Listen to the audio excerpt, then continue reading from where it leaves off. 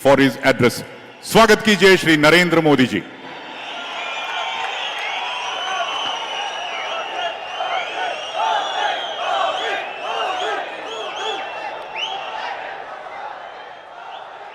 ತುಮಕೂರು ಜಿಲ್ಲೆ ಗುಬ್ಬಿ ತಾಲೂಕಿನ ನಿಟ್ಟೂರು ನಗರದ ಆತ್ಮೀಯ ನಾಗರಿಕ ಬಂಧು ಭಗಿನಿಯರೇ, ನಿಮಗೆಲ್ಲ ನಮ್ಮ ನಮಸ್ಕಾರಗಳು.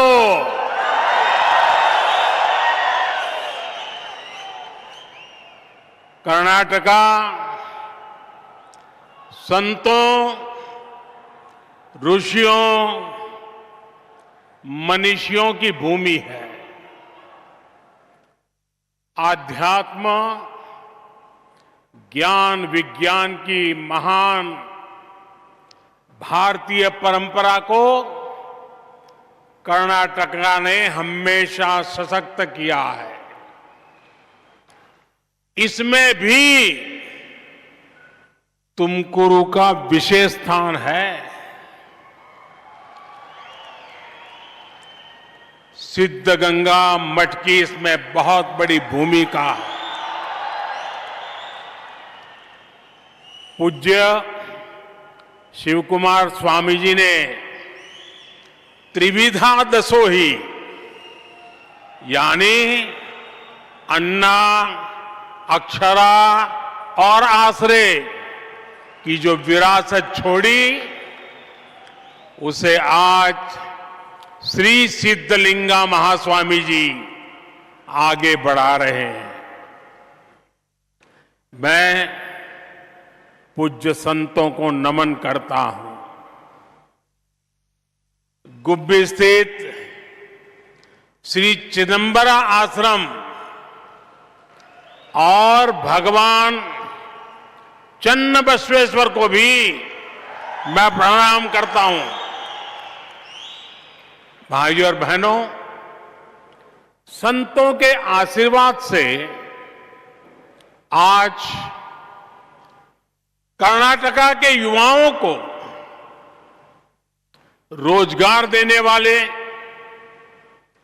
ग्रामीणों और महिलाओं को सुविधा देने वाले, देश की सेना और मेड इन इंडिया को ताकत देने वाले सैकड़ों करोड़ रुपए के प्रोजेक्ट्स का लोकार्पण और शिलान्यास हुआ है. आज देश की एक बहुत बड़ी हेलीकॉप्टर फैक्ट्री तुमकुर को मिली है. आज तुमकुरू इंडस्ट्रियल टाउनशिप का शिलान्यास भी हुआ है और इसके साथ साथ तुमकुरू जिले के सैकड़ों गांवों को पीने के पानी की स्कीमों पर भी काम शुरू हुआ है. और मैं इसके लिए आप सबको बहुत बहुत बधाई देता हूं. साथियों, कर्नाटका युवा टैलेंट, युवा इनोवेशन की धरती है. ड्रोन मैन्युफैक्चरिंग से लेकर तेजस फाइटर प्लेन बनाने तक कर्नाटका के मैन्युफैक्चरिंग सेक्टर की ताकत को दुनिया देख रही है. डबल इंजन सरकार ने कर्नाटका को निवेशकों की पहली पसंद बनाया है. डबल इंजन सरकार कैसे काम करती है, इसका उदाहरण आज जिस हेलीकॉप्टर कारखाने का लोकार्पण हुआ है वो भी है.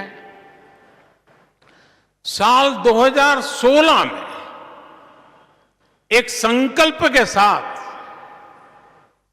मुझे इसके शिलान्यास का सौभाग्य मिला था और संकल्प ये था कि हमें अपनी रक्षा जरूरतों के लिए विदेशों पर निर्भरता को कम से कम करते जाना है। मुझे खुशी है कि आज सैकड़ों ऐसे हथियार और रक्षा उपकरण जो भारत में ही बन रहे हैं, जो हमारी सेनाएं उपयोग कर रही है।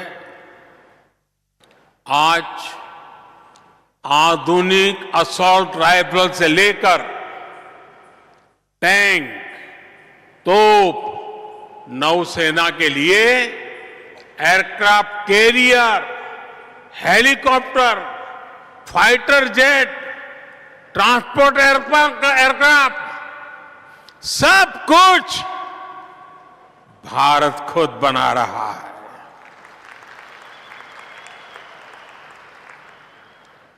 दो 2014 से पहले के ये आंकड़ा याद रखना, याद रखोगे? 2014 से पहले के 15 सालों में जितना निवेश एरोस्पेस सेक्टर में हुआ, उसका 5 गुना बीते 8-9 वर्षों में हो चुका है। आज हम अपनी सेना को मेड इन इंडिया हथियार तो दे ही रहे हैं, बल्कि हमारा डिफेंस एक्सपोर्ट भी 2014 की तुलना में कई गुना ज्यादा हो गया है। आने वाले समय में यहां तुमकुरु में ही सैकड़ों हेलीकॉप्टर बनने वाले हैं और इससे लगभग 4 लाख करोड़ रुपए का बिजनेस यहां होगा। जब इस प्रकार मैन्युफैक्चरिंग की फैक्ट्रियां लगती हैं तो हमारी सेना की ताकत तो बढ़ती ही है। हजारों रोजगार और स्वरोजगार के अवसर भी मिलते हैं। तुमकुरु के हेलीकॉप्टर कारखाने से यहां आसपास अनेक छोटे छोटे उद्योगों को, व्यापार कारोबार को भी बल मिलेगा। साथियों, जब नेशन फर्स्ट, राष्ट्र प्रथम, इस भावना से काम होता है तो सफलता भी जरूर मिलती है। बीते 8 वर्षों में हमने एक तरफ सरकारी फैक्ट्रियां, सरकारी डिफेंस कंपनियों के कामकाज में सुधार किया, उनको ताकतवर बनाया, वहीं दूसरी तरफ प्राइवेट सेक्टर के लिए भी दरवाजे खोले। इससे कितना लाभ हुआ वो हम HAL, हिंदुस्तान एरोनॉटिक लिमिटेड में भी देख रहे हैं। और मैं कुछ सालों पहले की चीजें आज याद कराना चाहता हूं। मीडिया वालों का भी जरूर ध्यान जाएगा। यही HAL है जिसे बहाना बनाकर हमारी सरकार पर तरह तरह के झूठे आरोप लगाए गए। यही एचएएल है जिसका नाम लेकर लोगों को भड़काने की साजिश रची गई, लोगों को उकसाया गया, पार्लियामेंट के घंटे से घंटे तबाह कर दिए। लेकिन मेरे प्यारे भाइयों बहनों, झूठ कितना ही बड़ा क्यों न हो, कितनी ही बार बोला जाता हो, कितने ही बड़े लोगों से बोला जाता हो, लेकिन एक न एक दिन वो सच के सामने हारता ही है।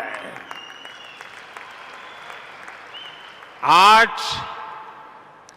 एचएएल की ये हेलीकॉप्टर फैक्ट्री, एचएएल की बढ़ती ताकत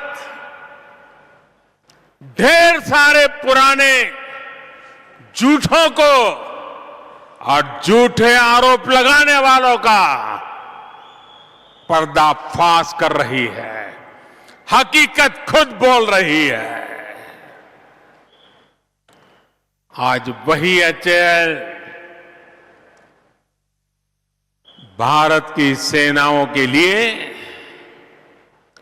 आधुनिक तेजस बना रहा है, विश्व के आकर्षण का केंद्र है। आज एचएएल डिफेंस सेक्टर में भारत की आत्मनिर्भरता को बल दे रहा है। साथियों, आज यहां तुमकुरू इंडस्ट्रियल टाउनशिप के लिए भी काम शुरू हुआ है। फूड पार्क, हेलीकॉप्टर कारखाने के बाद तुमकुरू को मिला एक और बड़ा उपहार है। जो ये नया इंडस्ट्रियल टाउनशिप होगा, इससे तुमकुरू कर्नाटका के ही नहीं बल्कि भारत के एक बड़े औद्योगिक केंद्र के रूप में विकसित होगा। ये चेन्नई बेंगलुरु इंडस्ट्रियल कॉरिडोर का हिस्सा है। इस समय चेन्नई बेंगलुरु, बेंगलुरु मुंबई और हैदराबाद बेंगलुरु इंडस्ट्रियल कॉरिडोर पर काम चल रहा है। इन सभी में कर्नाटका का एक बहुत बड़ा हिस्सा आता है। मुझे इस बात की भी खुशी है कि तुमकुरू इंडस्ट्रियल टाउनशिप का निर्माण पीएम गति शक्ति नेशनल मास्टर प्लान के तहत हो रहा है। Mumbai Chennai highway, Bengaluru airport, Tumakuru railway station, Mangaluru port और गैस कनेक्टिविटी, ऐसी मल्टी मॉडल कनेक्टिविटी से इसे जोड़ा जा रहा है। इससे यहां बहुत बड़ी संख्या में रोजगार और स्वरोजगार बनने वाले हैं। साथियों, डबल इंजन की सरकार का जितना ध्यान फिजिकल इंफ्रास्ट्रक्चर पर है, उतना ही हम सोशल इंफ्रास्ट्रक्चर भी जोड़ दे रहे हैं। बीते वर्षों में हमने निवासक के निरु, भूमि के निरावरी यानी हर घर जल, हर खेत को पानी को प्राथमिकता दी है। आज पूरे देश में पीने के पानी के नेटवर्क का अभूतपूर्व विस्तार हो रहा है। इस वर्ष जल जीवन मिशन के लिए बजट में पिछले वर्ष की तुलना में 20,000 करोड़ रुपए से अधिक की वृद्धि की गई है। जब हर घर जल पहुंचता है तो इसका सबसे बड़ा लाभ गरीब महिलाओं और छोटी बेटियों को ही होता है। उन्हें साफ पानी जुटाने के लिए गांवों से दूर नहीं जाना पड़ता। पिछले 3.5 वर्षों में देश में नल से जल का दायरा 3 करोड़ ग्रामीण परिवारों से बढ़कर के 11 करोड़ परिवार हो चुका है। हमारी सरकार निवासक के नीरू के साथ ही भूमि की नीरावरी पर भी लगातार बल दे रही है। बजट में अपर भद्रा प्रोजेक्ट के लिए लगभग 5,500 करोड़ रुपए की व्यवस्था की गई है।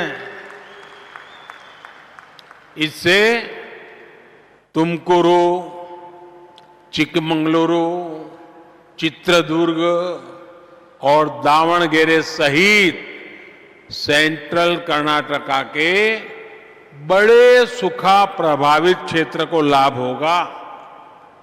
ये हर खेत और हर घर तक पानी पहुंचाने के डबल इंजन सरकार की प्रतिबद्धता को दिखाता है। इसका बहुत बड़ा लाभ हमारे छोटे किसानों को होगा, जो खेती के लिए सिंचाई के पानी पर, वर्षा के पानी पर ही निर्भर रहते आए हैं। साथियों, इस साल के गरीब हितैषी, मध्यम वर्ग हितैषी बजट की चर्चा पूरी दुनिया में हो रही है। विकसित भारत के निर्माण के लिए सब जुड़े, सब जुटे, सबका प्रयास कैसे हो, इसके लिए ये बजट बहुत ताकत देने वाला है। जब भारत अपनी आजादी के 100 वर्ष मनाएगा, उस सशक्त भारत की नींव इस बार के बजट ने और मजबूत की है। ये बजट समर्थ भारत, संपन्न भारत, स्वयंपूर्ण भारत, शक्तिमान भारत, गतिमान भारत की दिशा में बहुत बड़ा कदम है। आजादी के इस अमृत काल में कर्तव्यों पर चलते हुए विकसित भारत के संकल्पों को सिद्ध करने में इस बजट का बड़ा योगदान है।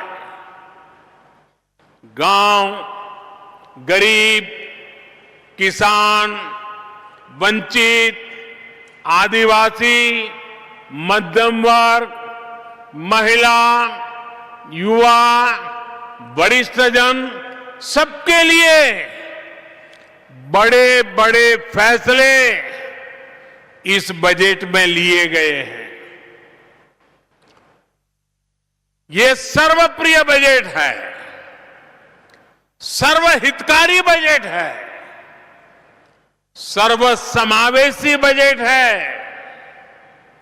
सर्वसुखाकारी बजट है, सर्वस्पर्शी बजट है। ये भारत के युवा को रोजगार के नए अवसर देने वाला बजट है। ये भारत की नारी शक्ति की भागीदारी बढ़ाने वाला बजट है। ये भारत की कृषि को, गांव को आधुनिक बनाने वाला बजट है। ये श्री अन्न से छोटे किसानों को वैश्विक ताकत देने वाला बजट है। ये भारत में रोजगार बढ़ाने वाला और स्वरोजगार को बल देने वाला बजट है। हमने आवश्यकते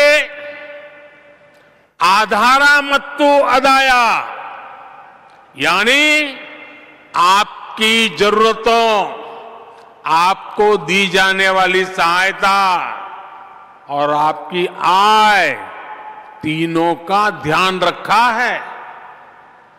कर्नाटका के हर परिवार को इससे लाभ मिलेगा। भाइयों और बहनों, 2014 के बाद से सरकार का प्रयास समाज के उस वर्ग को सशक्त करने का रहा है जिन्हें पहले सरकारी सहायता मिलनी बहुत मुश्किल होती थी। इस वर्ग तक सरकारी योजनाएं या तो पहुंचती ही नहीं थी या फिर वो बिचौलियों के हाथों लूट जाता था। आप देखिए, बीते वर्षों में हमने हर उस वर्ग तक सरकारी सहायता पहुंचाई है जो पहले इससे वंचित थे। हमारी सरकार में कार्मिक, श्रमिक, ऐसे हर वर्ग को पहली बार पेंशन और बीमा की सुविधा मिली है। हमारी सरकार ने छोटे किसान की सहायता के लिए उसे पीएम किसान सम्मान निधि की शक्ति दी है।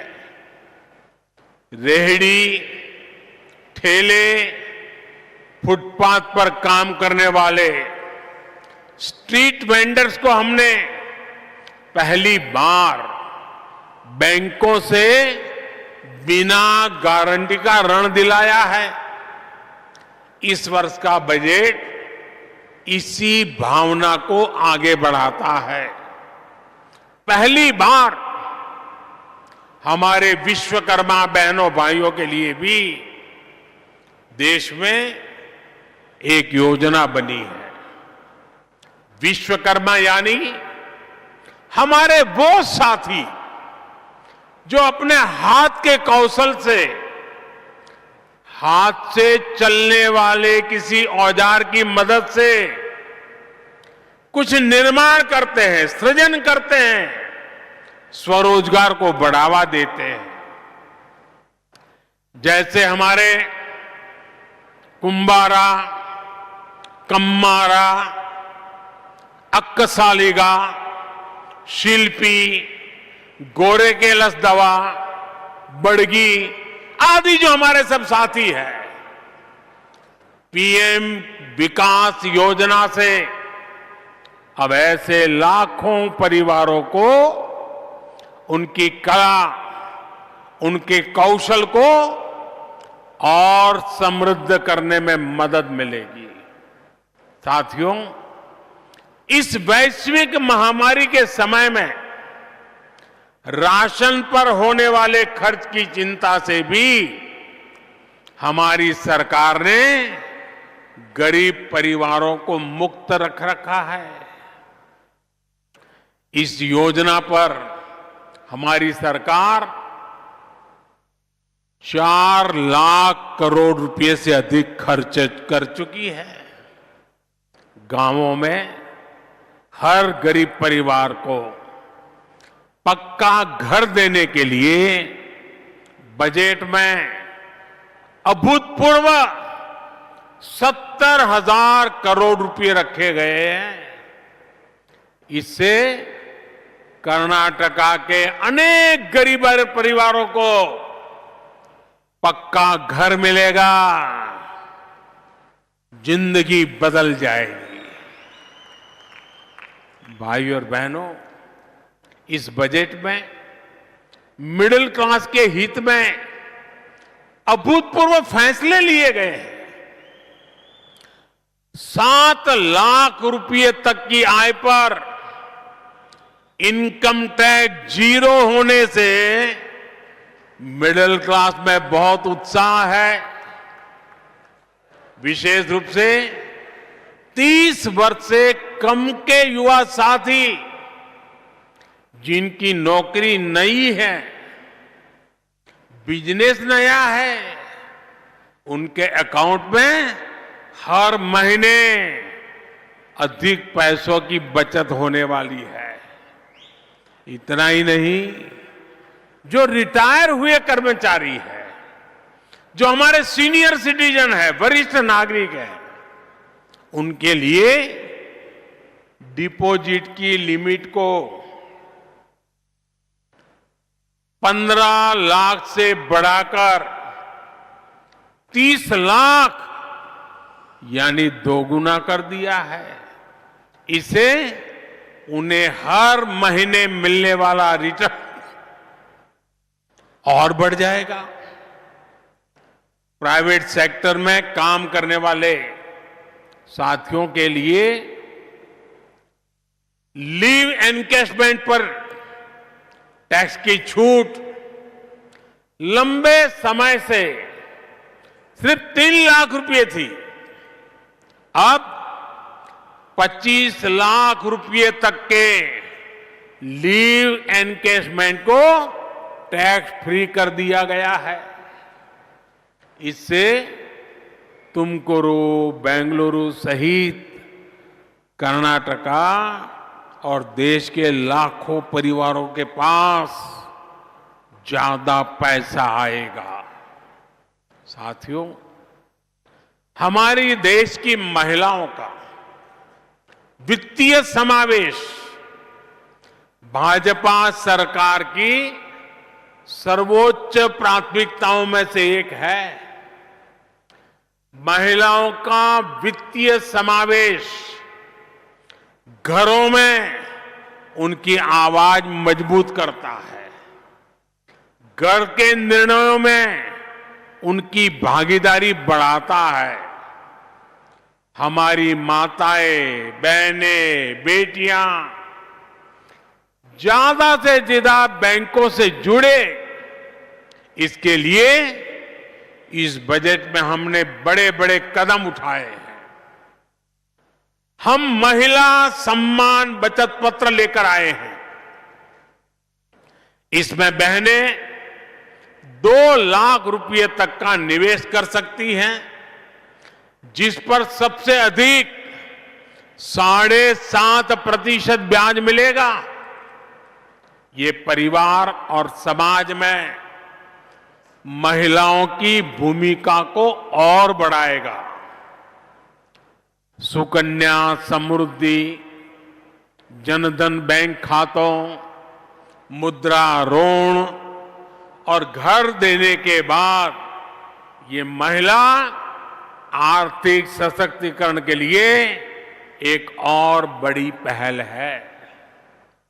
गांवों में महिला सेल्फ हेल्प ग्रुप के सामर्थ्य को और बढ़ाने के लिए भी बजट में अहम फैसला लिया गया है।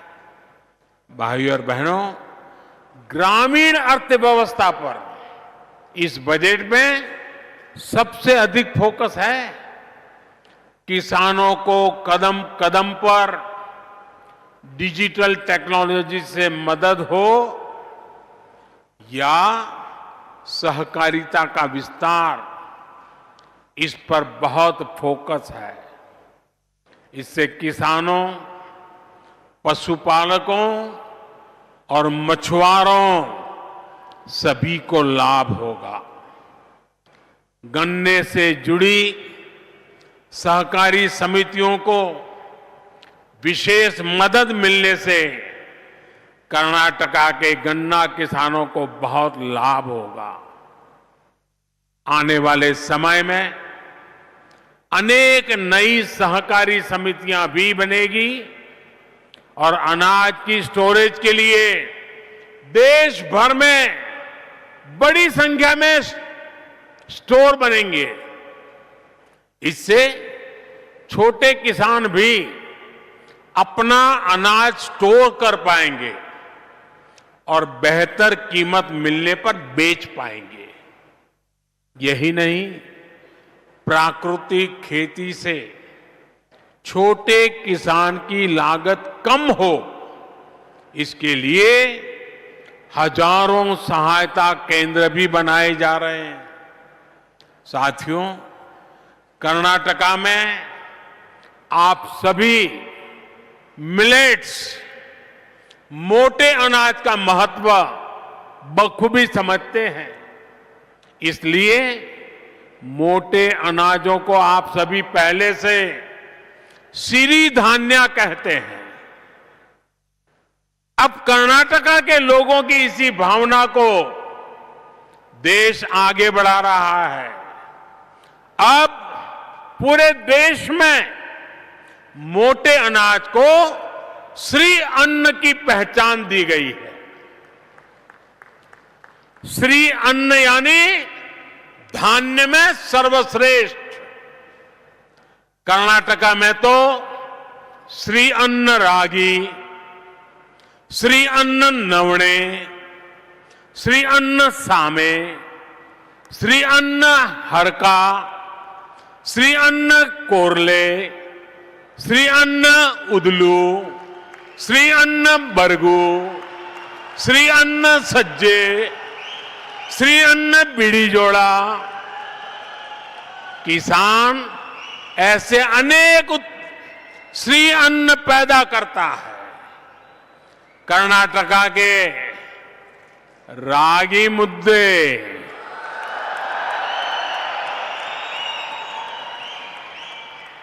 रागी रोटी, इस स्वाद को कौन भूल सकता है।